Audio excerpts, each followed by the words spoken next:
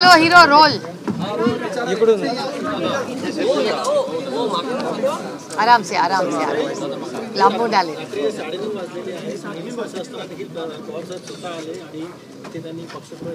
एक तर गेले म्हणजे काल आपण होता का नाही मला माहिती नाही। काल पवार साहेब 12:40ला चव्हाण सेंटर मधून काल निघालेले आहेत। त्यामुळे पवार साहेबांना इलेक्शन आलं की एक वेगळा उत्साह तुमच्या सगळ्यांच्या आशीर्वादाने मिळतो। आणि खरं तर मी तमाम आपल्या राष्ट्रवादी काँग्रेस पक्षाच्या सगळ्या कार्यकर्त्या पदाधिकाऱ्यांचे मनपूर्वक आभार मानते की इतका विश्वास त्यांनी पक्षावर आता या संघर्षाच्या काळात दाखवलाय। त्याचबरोबर महाराष्ट्राची मायबाप जनता ज्यांनी या संघर्षाच्या काळात पूर्ण ताकदीने पवार साहेबांना आणि पक्षाला जी साथ दिली त्या तमाम महाराष्ट्राच्या मायबाप जनतेच्या समोर मी नतमस्तक होते, आभार मानते। आणि आज अजून म्हणजे दुधात आणि एक चमचा साखर मी म्हणायला लागेल, गोडवा वाढला की एवढे मोठे लोक आपले सगळे नेते सहकारी पदाधिकारी हे सगळे आज राष्ट्रवादी काँग्रेस पक्षात येत आहेत। हे आमच्यासाठी खरंच एक समाधानाची गोष्ट आहे। दुर्दैव आहे की ज्या पटणी साहेबांनी उभं आयुष्य भारतीय जनता पक्षाची सेवा करण्यात दिलं ते गेल्यानंतर दुर्दैव आहे खरं तर की त्यांचा लेख ह्याच्या मागे खरं तर सगळ्यांनीच खंबीरपणे उभं राहायला पाहिजे होतं। आणि जेव्हा माझी भेट झाली तेव्हा मी म्हणले एक युवा काहीतरी चांगलं करू पाहतो महाराष्ट्राच्या हित, आणि अशा वेळीस जर आपण त्याच्यावर उभं राहायचं नाही तर कोण उभं राहणार। आणि त्याच्यामुळे मला अभिमान आहे खरं तर ज्या परिस्थितीत तो आलाय आपल्याकडे, मला त्याचं खूप दुःख वाटतं। म्हणजे पटणी साहेब आज आपल्यावर असते तर अर्थातच आपल्याला जास्त आनंद झाला असता। दुर्दैवाने आपण अशा काही गोष्टी ज्या आपल्या हातात नसतात आणि खंबीरपणे एक युवा धडपड करतोय, महाराष्ट्राच्या विकासासाठी करतोय, सामाजिक प्रश्नांसाठी धडपड करतोय, अशा सगळ्या युवकां आणि युवतींच्या मागे आपण ताकदीने उभं राहिलं पाहिजे। म्हणून आज राष्ट्रवादी काँग्रेस पक्षात त्याचं स्वागतच आहे, पण त्याच्याबरोबर आलेल्या सगळ्या सहकाऱ्यांचं मी मनापासून स्वागत करते। आणि माननीय जयंत पाटील साहेब म्हणले तसं राष्ट्रवादी काँग्रेस पक्ष एक कुटुंब आहे आणि आज या कुटुंबात आपल्या सगळ्यांचं मी प्रेमाने आदराने स्वागत करते। एकीकडे लाडकी बहीण योजनेवरून महायुतीचे सरकार महिलांकडून मतं मागतंय, मात्र तिकडे दुसरीकडे महायुतीच्या नेत्यांना बहिणीला दे असला काही शब्दात बोलतात। एक तर हे जे सरकार आहे हे महिला विरोधी सरकार आहे। यांना बहिणी कधी आठवल्या? लोकसभेच्या रिझल्टच्या नंतर यांना बहिणी आठवल्या, आधी बहिणी आठवल्या नव्हत्या माझ्यापेक्षा दुसरं कुणालाही माहिती नाही। आणि त्याच्यामुळे लोकसभेचा रिझल्ट झाल्यानंतर त्यांच्या ध्यानात आलं की अरे बापरे, आता महिलांना आपण आणि बहिणींना आपण काहीतरी मान सन्मान दिला पाहिजे। पण हे दुर्दैव आहे की म्हणजे मी जाहीर निषेध करते ज्या पद्धतीने नगरमध्ये घटना घडली। जया ही एक अतिशय सुसंस्कृत महाराष्ट्राची लेक आहे, ती फक्त थोरात साहेबांची लेक नाही, ती अतिशय सुशिक्षित मुलगी आहे। टाटा मेमोरियल हॉस्पिटलमध्ये या राज्यातल्या प्रत्येक कॅन्सर पेशंटची सेवा ती मुलगी करते, अतिशय सुंदर काम जयानी टाटा मेमोरियल हॉस्पिटलमध्ये अनेक वर्ष केलेलं आहे।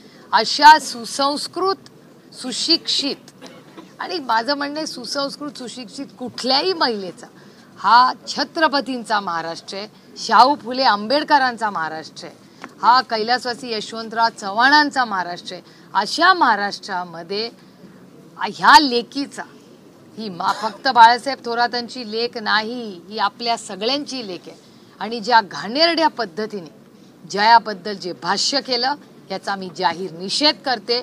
आणि ह्या बाबतीत त्या सगळ्यांनी मिळून ज्यांनी तिथे त्या व्यासपीठावर उपस्थित होते या सगळ्यांनी जयाची आणि महाराष्ट्रातल्या महिलांची माफी मागितली पाहिजे की महिलांच्या बद्दल अशी ही कुठली संस्कृती, महाराष्ट्राची संस्कृती नाही हे यांना। आणि मी पुन्हा सांगते की यांना नात्यातलं आणि प्रेमातलं अंतरच कळत नाही। यांना वाटतं नातं हा व्यवहार असतो।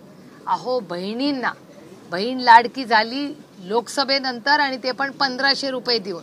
मला सांगा बदलापूरला जेव्हा बलात्कार झाला तेव्हा यांना बहीण त्यांची आठवली नाही. बलात्कारला जेव्हा आंदोलन झालं बलात्कारानंतर तुमच्या सगळ्या चॅनल्सनी ते लाईव्ह दाखवलं. मी मीडियाचे आभार मानते. तुम्ही जर बदलापूरचा विषय कदाचित ज्या पद्धतीने तुम्ही उचलून धरला, या राज्यामध्ये महिला सुरक्षिततेबद्दल कधीच आवाज उठवला त्या लोकांनी नसता जे आज सत्तेमध्ये आहेत. मीडियाचं प्रेशर आणि बदलापूरची मायबाप जनतेने एवढं आंदोलन केलं तेव्हा ती गोष्ट बाहेर आली. कशाला? बदलापूरची तर गोष्ट वाईटच आहे. आणखीन एक तुम्हाला सांगते, बदलापूरचं तर बदलापूरकरांचं कौतुक आहे की एवढी गलिच्छ घटना दाबायचा प्रयत्न जे हे सरकार करत होतं त्याला वाचा फोडायचं काम तुम्ही केलं आणि लोकांमध्ये जागृती आणली. त्यानंतर बारामती लोकसभा, मला वेदना होतात हे सांगताना, प्रचंड अस्वस्थता की बारामती लोकसभा मतदारसंघामध्ये सामूहिक बलात्कार झाला. सामूहिक बलात्कार. आणि त्याला किती दिवस झाले, आठवडे झाले, यांना एक माणूस सापडला नाही. इतके दिवस का लागले?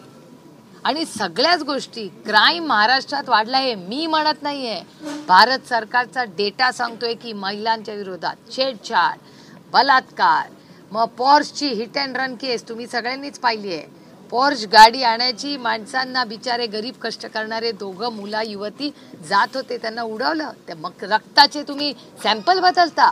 ड्रग्ज मधले लोक हॉस्पिटलमध्ये जातात, तिकडून कुठे प्रसार होतात. कशा होतात या गोष्टी? या राज्यामध्ये आज महिला सुरक्षित आहे का? तर नाही. याची असंख्य उदाहरणं मी तुम्हाला दाखवू शकते. आणि तुमच्याच चॅनलवर मी असं पाहिलं की महिला म्हणतात की तुमचे 1500 रुपये नको, आम्ही 2000 रुपये देतो, पण आमची महिला सुरक्षित ठेवा. मी या महाराष्ट्रातल्या प्रत्येक महिलेला, आईला, बहिणीला, मावशीला, लेकीला शब्द देते की कैलासवासी RR पाटील जेव्हा गृहमंत्री होते तेव्हा महिलांच्या विरोधात अशा गोष्टी व्हायच्या नाही. महाविकास आघाडीचं सरकार आल्यानंतर फक्त महिला नाही, पुरुषांचीही सुरक्षितता ही नैतिक जबाबदारी घेऊन मी आमचं सरकार करेल. आणि 24 तास कोणी कुठे फिरलं तरी त्याला तो अधिकार आहे. कुणावरही कुठले हल्ले, बलात्कार असल्या गोष्टी होणार नाही, याच्यासाठी ताकदीने आमचं सरकार काम करेल. बहिणींना मदत करूच, बहिणींना लाडकी लेकीचे कौतुक करूच, स्कीम तर चालूच राहील. ह्याच्याहून चांगली स्कीम आम्ही करू ज्याच्यात आरोग्य आणि शिक्षण आणि अधिकारही देऊ. हे सगळं आम्ही करू, पण महिलेची सुरक्षितता ही आमच्या सरकारचं प्राधान्य असेल.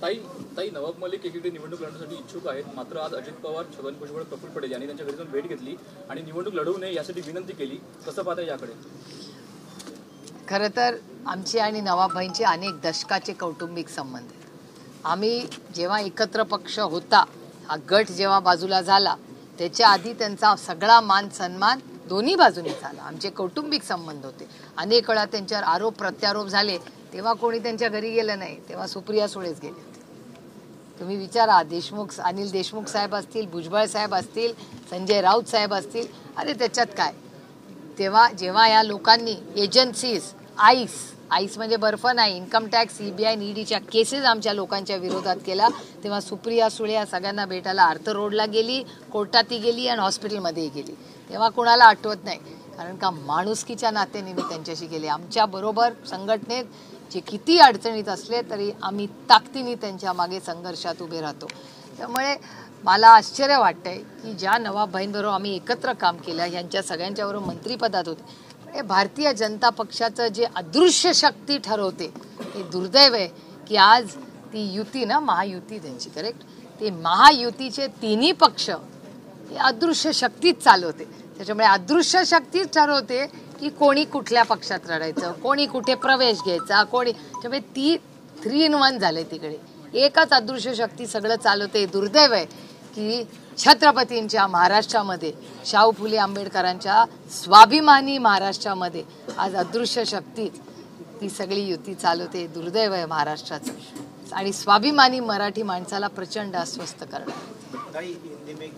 नाही, पहिला मराठी पुरावून येतो झालं. हा, शेवटचं मराठी. भाजप इतर राज्यातील त्यांचे मुख्यमंत्री त्यांना स्टार प्रचारक म्हणून आणणार आहे महाराष्ट्रात प्रचारासाठी. कसं पाहताय? लोकशाही आहे, सगळ्यांचं स्वागत बाहेर येऊन येईल त्याचं आम्ही प्रेमाने आदराने स्वागत करू. पटनी साहब की बेटी को टिकट नहीं दिया गया, जबकि वहाँ पर उम्मीदवार आयात किया गया. आपने कहा कि इस युवा नेता को आप आधार देंगी, उसको सपोर्ट. नहीं, ये बहुत दुख की बात है कि उनके पिताजी ने भारतीय जनता पार्टी को पूरी साथ और ताकत दी, बढ़ाई पार्टी, और उनके बाद मुझे दुख हुआ ये देख के, मुझे आश्चर्य भी लगा कि हमारे संस्कार क्या कहते हैं कि अगर कोई दुख में हो, दिक्कत में हो, भले आप शादी में मत जाइए, लेकिन अगर किसी के यहाँ ऐसी कोई घटना हुई, उसके साथ रहना, खड़ा रहना, उसको साथ देना, प्यार देना, ये भारत और महाराष्ट्र की संस्कार है और संस्कृति है। और ये लड़का महाराष्ट्र के लिए कुछ करना चाहता है, और ऐसे तरह जिस तरह से उनके घर में जो हुआ, उसके बाद मुझे भी आश्चर्य लगा कि ये बीजेपी जो 2.0 है, नई पार्टी, ओरिजिनल बीजेपी में जब सुषमा जी थे, अटल जी थे, तब सबको एक फैमिली की तरह सब साथ रहते थे। ये जो बीजेपी 2.0 है, उसने ऐसे क्या अन्याय उन पे किया, मुझे ये सिर्फ टिकट की बात नहीं है, उनको साथ खड़े रहने की बात है। और बीजेपी के एक को टिकट देते उनकी जगह तो भी बात थी, इन्होंने बाहर से एक कैंडिडेट लाया और घर के बच्चे को, ऐसा कोई करता है? ऐसी कोई माँ करेगी कि अपना घर का बच्चे को घर से निकाल दो और दूसरे को अंदर करो? ऐसा थोड़ी होता है। ये तो महाराष्ट्र और भारत की संस्कृति में कुछ नया ही ट्रेंड उन्होंने शुरू किया। जया ताई को लेकर स्टेटमेंट आया और ये पहली बार नहीं हुआ, इससे पहले भी कई नेताओं ने स्टेटमेंट दिए गए। मैं, जया मेरी छोटी बहन की तरह है, लेकिन एक बहुत संस्कारी डॉक्टर है, जिन्होंने टाटा कैंसर हॉस्पिटल, जो टाटा मेमोरियल हॉस्पिटल में, जिस देश से नहीं दुनिया से लोग वहाँ ट्रीटमेंट लेते आने, वहाँ इस हमारी बच्ची ने इतने साल सेवा की है। और क्या कर रही थी वो सिर्फ थोड़े उस एरिया में जाके पिताजी के लिए, वहाँ की लोगों की सेवा करने के लिए वो हमारी बच्ची घूम रही थी। और जिस गंदी तरह से भारतीय जनता पार्टी, मुझे हमेशा पता है कि वो महिलाओं का द्वेष ही करते हैं, इसका और एक उदाहरण उन्होंने दिखाया कि किस गंदी तरह से जया के खिलाफ जिस तरह हुआ है, मैं उसका खंडन करती हूँ। महाराष्ट्र में ऐसी घटिया गंदी चीज़ें कभी नहीं हुई है। ये छत्रपति शिवाजी महाराज का महाराष्ट्र है, शाहू फुले अम्बेडकर जी का महाराष्ट्र है। ये बहुत संस्कारी लोगों का सिर्फ महाराष्ट्र नहीं, इस देश के संस्कार है। पता नहीं भारतीय जनता पार्टी का हो क्या गया, क्योंकि मैं भारतीय जनता पार्टी को एक बहुत संस्कारी पार्टी मानती थी। मैं आज भी सुषमा स्वराज जी को एक बड़ा नेता, मेरा भी नेता मानती हूँ। बहुत सीखा है मैंने सुषमा जी से।